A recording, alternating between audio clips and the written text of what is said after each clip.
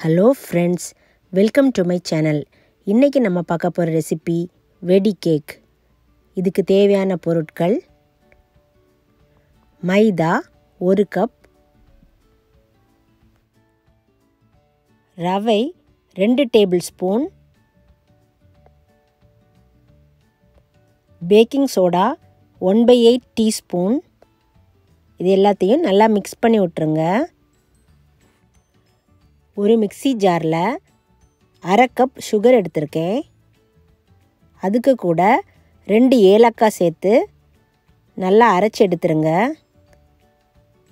இப்போது இந்த பவுடர் சுகரையும் இதில் ஆட் பண்ணிடலாம். அப்புறம் ஒரு பிஞ்ச் சால்ட் இதையும் சேர்த்துடலாம். இதை நல்லா மிக்ஸ் பண்ணி விட்டுருங்க. அப்புறம் ஒரு முட்டை எடுத்திருக்கேன்.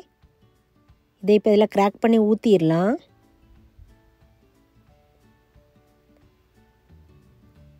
இதையும் நல்லா மிக்ஸ் பண்ணி விட்டுருங்க.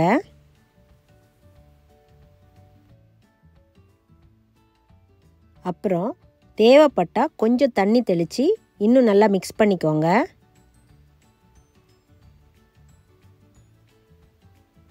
இப்போ இந்த பதத்துக்கு மாவை பிசைஞ்சு எடுத்துக்கோங்க. இப்போது இதை சின்ன சின்ன உருண்டைகளாக உருட்டி வச்சிடலாம்.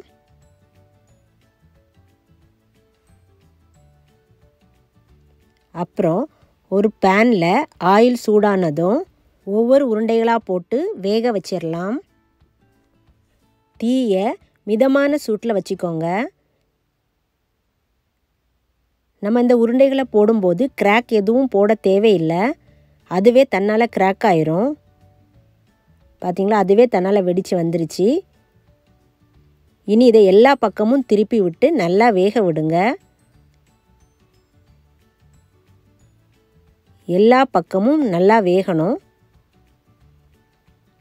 நல்லா வெந்ததும் நம்ம வெளியில் எடுத்துடலாம். அடுத்த பேட்சும் இதே மாதிரி போட்டு எடுத்துடலாம்.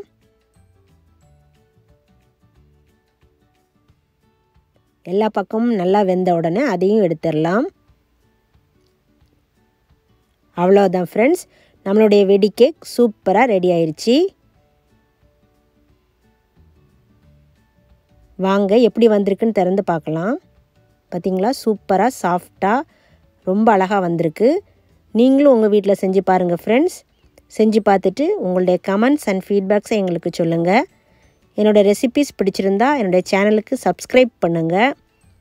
என்னோடய ரெசிபீஸை பார்க்குற எல்லாருக்கும் ரொம்ப நன்றி.